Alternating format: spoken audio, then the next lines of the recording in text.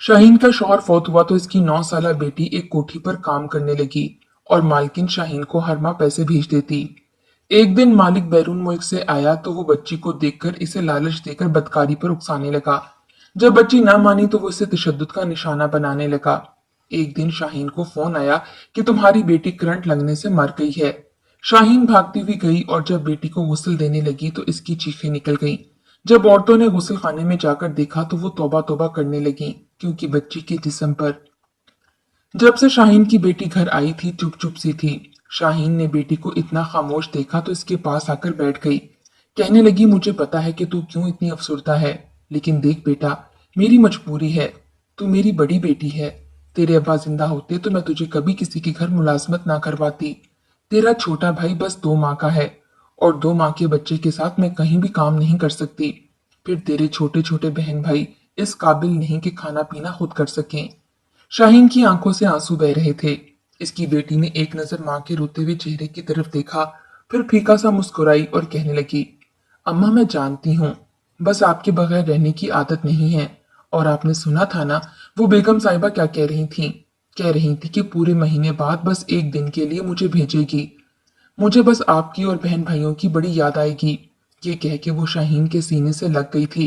शाहीन के लिए भी ये सब आसान तो ना था, अपनी बेटी को खुद से जुदा करना।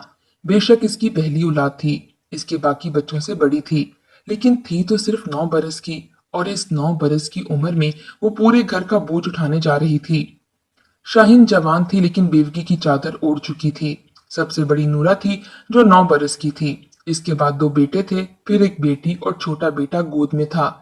शौहर कारपेंटर का काम करता था।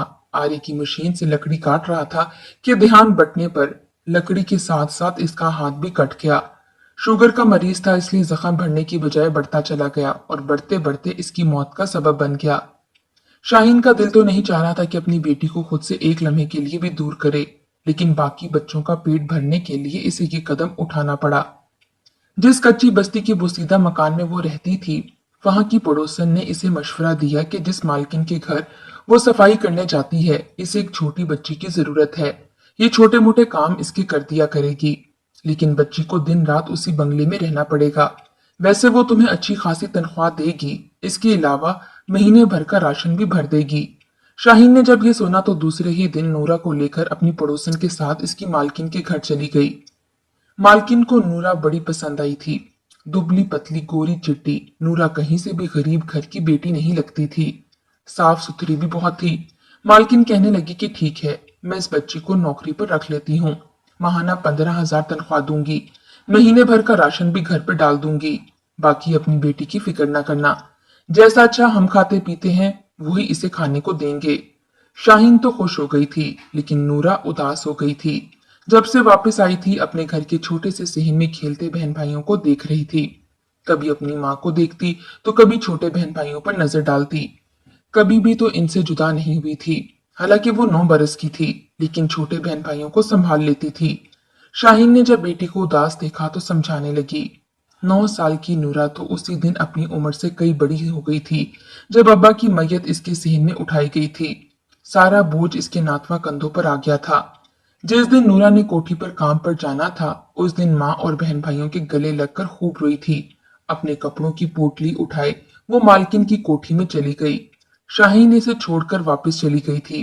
पहली बार ऐसा हुआ था कि नूरा अपनी माँ के बगैर कहीं रुकी थी, इसलिए डरी सहमी लाउंज के कोने में बैठ गई। सहमी सहमी नजरों से पूरा लाउंज देखने लगी। मालकिन के 2 ही बच्चे थे, एक बेटी और एक बेटा। बेटा 15 साल का था और बेटी नूरा की हम उम्र ही थी, लेकिन दोनों ही मगरूर और घुमंडी किस्म के बच्चे थे। गरीब को तो हकारत की नजर से देखते थे। मालकिन नूरा को यूं बैठे देखकर इसके पास चली आई और नूरा से कहा कि आज के बाद तुम शहरीन का काम करोगी।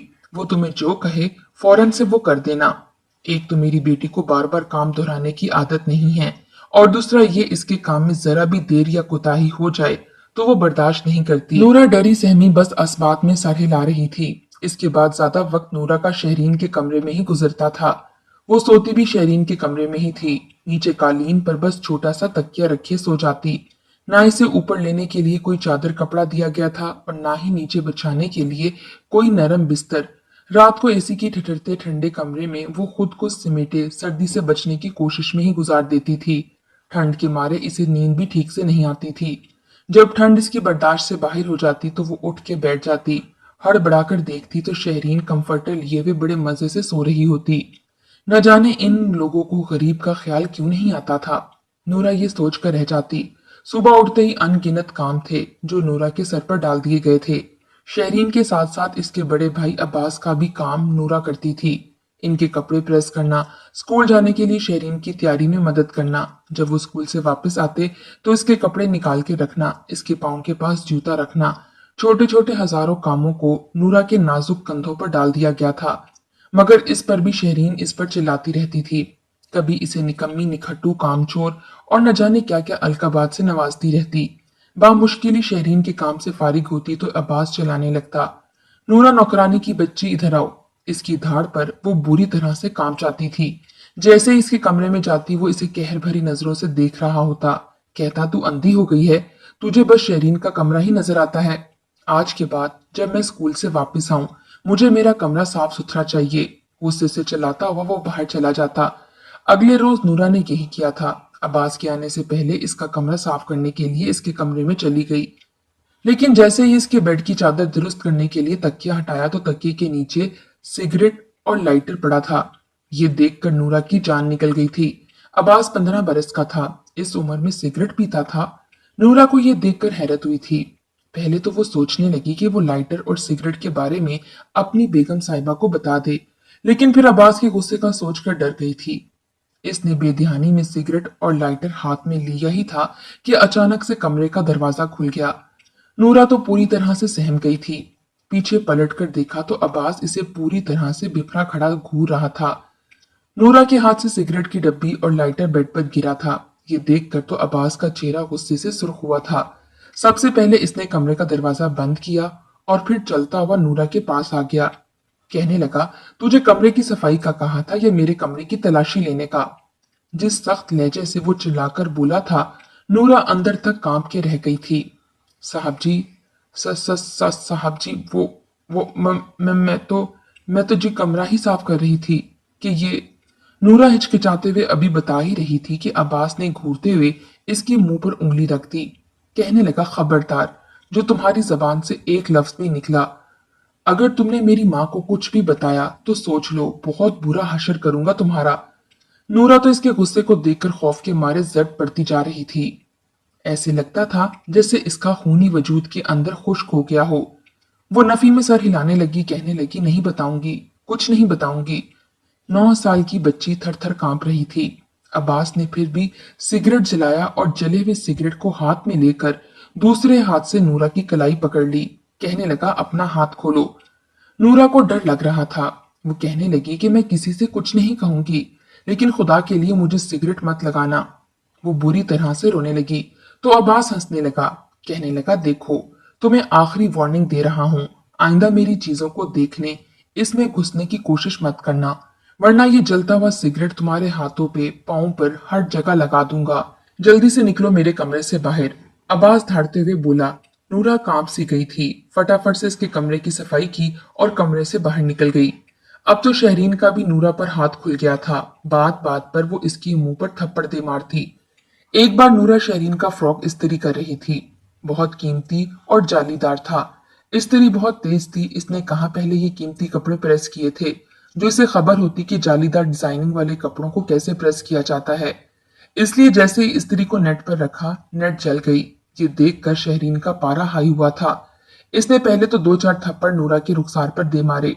सफेद गाल सुर्ख हो चुके थे, रुखसार पर उंगलियों की छाप पड़ चुकी थी। नूरा रोने लगी, कहने लगी, बीबी जी, मैंने जानकर नहीं जलाया, लेकिन शहरीन का गुस्सा था कि ठंडा होने का नाम ही नहीं ले रहा था। कहने लगी, ये मेरा इतना महंगा फ्रॉक था और तुमने इसे जला दिया, इसके पैसे क्या तेरा बाप भरेगा? ये सुनकर नूरा से बर्दाश्त नहीं हुआ था। अपनी जात पर वो सब कुछ सह रही थी, यहाँ तक कि थप्पड़ भी, लेकिन मरे हुए बाप पर एक हर्फ भी इसे सहा नहीं गया। कहने लगी, बीबी जी, जो कहना है मुझसे कहो, मेरे मरहूम अब्बा को एक लफ्ज भी ना कहना। इस फ्रॉक के पैसे मेरी तनख्वाह से काट लेना, लेकिन आज के बाद मेरे बाप का नाम ना लेना। मेरे अब्बा को कुछ कहा तो अच्छा नहीं होगा। नूरा का यह कहना था कि शहरीन ने इसके बाल पकड़े और इसे इस गरम इस्त्री के पास ले आई। गरम गरम इस्त्री इसकी चुटिया पर रख दी।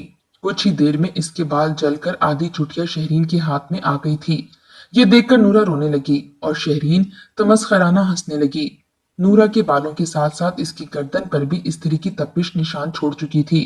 वो दर्द से चिल्लाने लगी। बालों की बदबू हर सू फैल चुकी थी, जबकि शहरीन इसके बाल जलाकर हंस रही थी और कहने लगी कि आइंदा तुम्हें याद रहा तो दोबारा ऐसा कुछ भी नहीं करोगी। वो इसे धक्का देकर वहां से चली गई और नूरा वहीं फर्श पर बैठी कितनी देर अपने बालों को देख देख कर रोती रही। इसके बाल सिल्की और घने थे। हर रोज माँ इसके बालों में तेल की मालिश किया करती थी। इसके बाल तो माँ से भी ज्यादा खूबसूरत थे, मगर आज इसके वही बाल जल चुके थे। वो अपने बालों से बेहद मोहब्बत करती थी। वो बालों को पकड़े रो रही थी। जब कितनी देर तक नूरा कमरे से बाहर न आई तो मालकिन इसे चलाकर आवाजें देने लगी कि कहाँ चली गई हो? क्या अभी तक तुमने शरीन के कमरे की सफाई नहीं की? किचन में मुझे और भी बहुत काम होते हैं। नूरा ने यह सुना तो फौरन हड़बड़ाकर उठी, अपने बालों को पीछे किया और चल कर गिरे हुए बालों को उठाने लगी। कमरे की सफाई इसने अभी तक नहीं की थी। जब बेगम साहिबा कमरे में दाखिल हुई और कमरा गंदा देखा तो एक बार फिर नूरा पर चिल्लाने लगी। नूरा के जले हुए बाल और कमरे में अजीब सी बदबू सूंघकर वो उबकाई लेने लगी और पूछने लगी कि ये तुमने क्या किया है कमरे में? इतनी बू क्यों आ रही है? नूरा जो समझ रही थी कि मालकिन इसके हक में बोलेगी, वो रोते हुए मालकिन को अपने जले हुए बाल दिखाने लगी और कहने लगी कि शहरीन बीबी के कपड़े मुझसे जल गए और उन्होंने इस्त्री मेरे बालों पर ही लगा दी। मालकिन ने जब ये सुना तो इनकी आंखें हैरत से फैल गईं। वो चलती हुई शहरीन के कपड़ों के पास आई और अगले ही पल एक जन्नाटेदार थप्पड़ नूरा के चेहरे पर मार दिया और बोली, ये तुमने क्या कर दिया? एक सूट नहीं इस्त्री कर सकी? जानती भी हो इन कपड़ों की कीमत क्या है? ये खास गिफ्ट शहरीन के अब्बू दुबई से लाए थे और तुमने यही ड्रेस चला दिया। नूरा जो बेगम साहिबा को अपना हमदर्द समझ रही थी, इनका थप्पड़ खाकर वहीं फर्श पर गिर गई।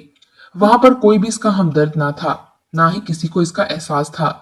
सभी को अपने कामों से मतलब था और नूरा की इनकी नजर में कोई अहमियत ना थी। जल्दी ये बात नूरा जान चुकी थी। वो खामोशी से भाग भाग कर सबके काम करती, मगर इसके बावजूद शहरीन और अब्बास हर वक्त इसे झिड़कते रहते और मारते रहते। बेगम साहिबा ने कभी भी अपनी औलाद को रोकने की कोशिश नहीं की थी। अभी सिर्फ 15 दिन ही हुए थे, मगर नूरा की हालत अजीब हो चुकी थी। इसका रंग बिल्कुल जर्द पड़ चुका था और वो पहचान में ही नहीं आ रही थी। सूख कर मजीद कमजोर हो चुकी थी। ना ही वक्त पर इसे खाना मिलता और ना ही वो आराम कर पाती थी। सारा दिन काम कर करके इसकी कमर में भी दर्द रहने लगा। उस रात घर में शहरीन और अब्बास के दोस्त आए थे। सब ने मिलकर नूरा का खूब मजाक उड़ाया, इसे गरीब और भूखी कहकर इसका सांस तक लेना महाल कर दिया। नूरा जब मजीद बर्दाश्त ना कर सकी तो रोती हुई मालकिन के पास चली गई और शिकायत लगाई। जब मालकिन ने इसे ही डांट दिया, कहा कि साची तो कह रहे हैं, इसमें झूठी क्या है? सबने पेट भरकर खाना खाया था, मगर जब नूरा के खाने की बारी आई तो शहरीन ने जानबूझकर इसके खाने में नमक तेज कर दिया ताकि वो खाने के काबिल ही न रहे। उस रोज नूरा को भूखा ही सोना पड़ा। अगले रोज बेगम साहिबा का शौहर दूसरे मुल्क से वापस आ रहा था। बाप के आने की खबर सुनकर शहरीन और अब्बास बड़े ही खुश थे, क्योंकि कई माह बाद इनका बाप वापस घर आ रहा था। अगले ही रोज शहरीन और अब्बास के अब्बू घर आ चुके थे। बाप को देखकर दोनों बच्चे बड़े ही खुश थे। वहीं मालकिन ने कई अनवाउ इकसाम के खाने तैयार करवाए थे।